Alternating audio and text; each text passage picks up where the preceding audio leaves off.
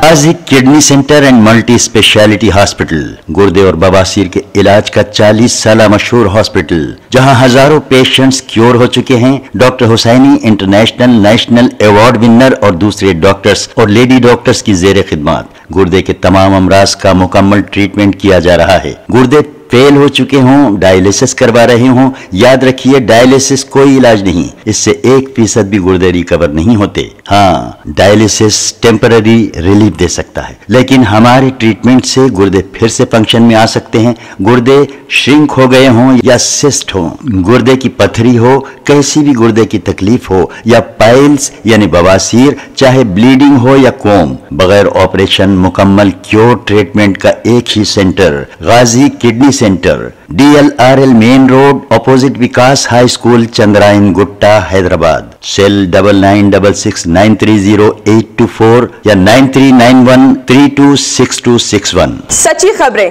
आप तक पहुंचाता है 7H न्यूज। हकीकत जानिए, 7H न्यूज देखिए, लाइक कीजिए, शेयर कीजिए और सब्सक्राइब करना ना भूलें। 7H न्यूज, आपकी आवाज।